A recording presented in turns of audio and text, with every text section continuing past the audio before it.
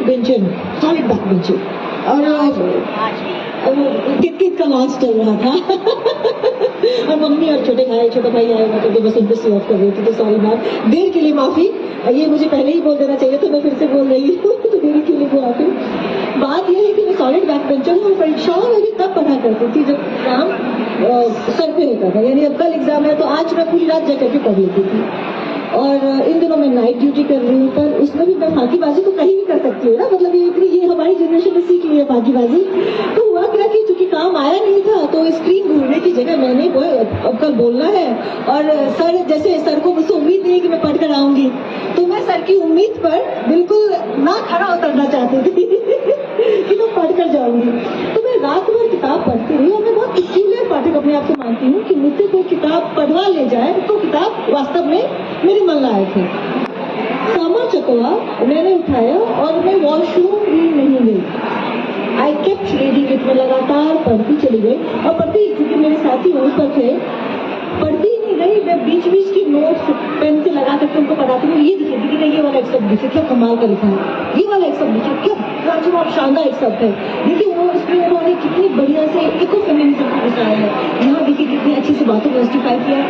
आप जब किताब को पढ़ते हुए मुग्ध हो जाए और अपने आप में वाह क्या कमाल वो कह देना, तो वो किताब वास्तव में बहुत ही शानदार किताब होती है। और गीता जी और एक लेखक शानदार तब होता है जब वो अपनी सीमाओं से 20 किलोमीटर आगे चला जाए, अपने आप को कहीं और छोड़ दे, अपना बाज के शाहीन की तरह एक नए अवतार में चल जाए। गीता जी इस किताब के साथ उस नए शाहीन की तरह उभरी है जिसने अपने नख खुद से तोड़े हैं, अपने पंख खुद से नोचे हैं, दर्द की पूरी प्रक्रिया से गुजरा है और फिर एक नए जोश, नए युवक के साथ बाजार में है, अपनी नई लेखकीय क्षमताओं के साथ लंगड़ा त्यागी बाहुबली की तरह। सैफ अली खान लंगड़ा त्यागी बाहुबली की तरह जब आए थे वो नए सैफ अली खान थे, यह नई गीता शुरू।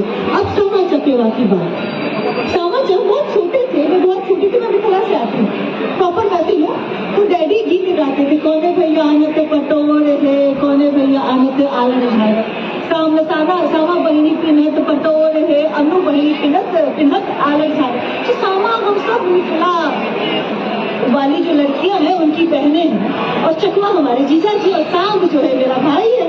तो सांग भाई जो है वो हम लोग उसको पनामा में कहते हैं, पनामा भाई है जो उसने अपनी बहन के लिए तब किया था। जब सामा चकेवा तो ये लोग का किस्सा है कई तरह से, मतलब मैं बनाती भी थी मिट्टी, वो चिकनी मिट्टी से बड़ी बड़ी सुंदर सुंदर उसको जोड़ के रंग करके मैं बनाती थी। तो जब छोटे होते हैं तो किस्तों की तरह जाते हैं, पर जब आप बड़े होने लगते हैं तो उसके अंदर की लोक चिंताओं को समझने लगते हैं, समझने की कोशिश करते हैं। सामा चकेवा के पीछे कितनी बड़ी लोक चिंता थी वो अब तक मुझे समझ नहीं आया था। यह बात सबसे पहले मैंने तब जाना जब मैं अनामिका जी और गीता दी बैठे हुए थे, और हम अनामिका जी के यहाँ बैठे हुए थे, गीता दीदी किस्सा कहना शुरू किया और मुझे गूज़बम्स होने लगे, मेरे रोंगटे खड़े होने लगे। मैंने उसी वक्त कहा बहुत अच्छी कहानी लिख रही है, क्योंकि सामा से मैं बचपन से जुड़ी हुई हूँ, उसकी कथा फिर भी मेरे लिए कहीं अंतर्धान की कहीं छिपी हुई थी, और गीता जी उसका एक एक किस्सा सवाल रहती है कि किस्सा हमारे सामने लाकर रख रही थी। और जब मैं किताब पर मैं एक्चुअली आप जब जो सुन चुके होते हैं आप किताब को उसी दृष्टि के साथ खोलते हैं, पर कल जब मैं किताब पढ़ रही थी मेरे पास एक आई नई और अनूठी दृष्टि और आई। यह किस्सा जाम्बवती का, जाम्बवती नहीं होती तो सामा नहीं होती। हम कृष्ण और सत्यभामा की कई हजार कहानियां सुनते हैं, श्यामंतक मणि की कई हजार कहानियां सुनते हैं, रुक्मिणी उनकी बहुत प्रेयसी की कई कहानियां सुनते हैं, पर जाम्बवती कौन थी? जाम्बवती जिसको कृष्ण जीत कर खिलाए थे, और जाम्बवती जो शायद कृष्ण से प्रेम नहीं करती थी। तो एक स्त्री जिसे युद्ध में स्त्री को जीत लेना, स्त्री को ऑब्जेक्टिफाई करना बहुत आसान है, बहुत कॉमन सी बात नहीं है। और कृष्ण भी despite of being a feminist उन्होंने भी ऑब्जेक्टिफाई किया था। उस लड़की से बिना पूछे कि क्या तुम मुझसे विवाह करना चाहती हो या मुझसे विवाह नहीं करना चाहती हो, इसको खत्म कर आते हैं। वो लड़की जो कि सो कॉल्ड कथित रूप से कुलीन परिवार की नहीं है, वह एक उस परिवेश में जिसको कि बहुत ही समावेशी परिवेश माना जाता है, वहाँ कैसे बार बार सब्जुकेशन का शिकार होती है। मुझे एनिमल फार्म याद आया ऑर्वेल का, कि a few animals are more common than other animals, कि कुछ रानियां बाकी रानियों से अधिक कॉमन थी, और वहाँ पे जो छूट जाते हैं उनके साथ साथ कैसा होता है। जाम्बुवती अगर किसी बड़े राजा की बेटी होती या सामा किसी बड़े राजा की नतिनी होती तो क्या उसके साथ ऐसा होता? क्या कृष्ण उसके साथ ऐसा खेल पाते? एक तो सुंदर, इस पर गरीब निर्धन। तो जो स्त्रियों के साथ जो बार बार उनका जो डिस्टिट्यूशन होता है, और डिस्टिट्यूशन में अगर वो सुंदर हो जाती है तो उनके साथ कितनी ज्यादा उनको उनकी किस्मत को खराब माना जाता है, क्योंकि स्त्रियों को ऑब्जेक्टिफाई किया जाता है। तो जाम्बुवती को अपने वन प्रेम से, पशु प्रेम से, उस और साथ ही साथ कुलीन ना, अगर वो पशु प्रेम करती और कुलीन होती तो उस बात को बहुत फ्लॉन्ट किया जाता, बहुत अच्छे से दर्शाया जाता। पर क्योंकि वो कथित रूप से कुलीन परिवार की नहीं थी, तो यहाँ भी एक कुल का जो दोष है और कुल का जो भेद है उसको उनके सर पे बांधा गया। और कृष्ण ने बेटी की सजा माँ को दी कि जाओ तुम भी मुझे दूर हो, बिना पूछे कि तुम्हारी क्या मंशा रही है इसके पीछे।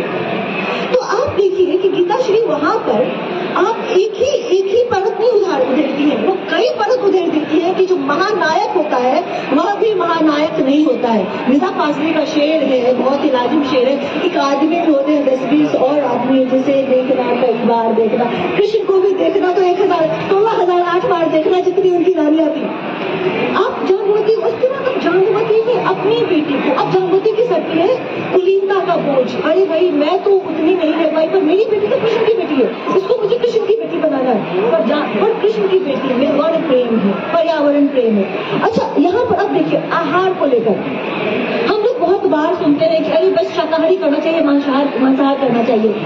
जब जो सामा है वो मांसाहार को लेकर बड़ी दुखी होती है। पर आप गीताश्री वहाँ पर जब आखिरी हिस्सा आता है, जब वो पक्षी बनती है और देखती है कि किस तरह से हर प्रजाति जो है अपने एक आहार श्रृंखला पर, विशेष सर्कल ऑफ लाइफ पर डिपेंडेंट है, आहार श्रृंखला को पहचानती है, तो धीरे धीरे उसकी बात समझ में आती है कि अरे मतलब प्रकृति ने जीवों को ऐसा ही बनाया है। वहाँ पे मुझे जो बाहरी जो लोग अरण्य को काटने वाले बाहरी जो शत्रु है उनसे जीवों को हटाना है, और प्रकृति की व्यवस्था को खराब नहीं करना है। तो कितने सुंदर तरीके से गीताश्री इस पूरी बात को जस्टिफाई करती है। और बहुत सारे जो कॉमन इश्यूज हैं, जो बहुत सेंसेशनल, सेंसिटिव, मतलब बहुत ही संवेदनात्मक इशू है, जो कि बहुत ज्यादा सनसनी में फैलाते हैं, उन सबको अपनी पंक्तियों में धीरे धीरे और बिना आप पर जोर डाले हुए, देखिए विमर्श, अच्छी विमर्श की किताब वह होती है जो बिना विमर्श चिल्ला विमर्श कर जाए। गीताश्री किस्सा कहते हैं विमर्श को बहुत जोर है। तो गीताश्री इस किताब से आप सही कह रहे हैं पकड़ जी, आप इस किताब से 8-10 कदम नहीं 8-10 हजार किलोमीटर आगे चली है। यह नई गीताश्री है, लंगा त्यागी गीताश्री है। बाहुबली जिंदाबाद।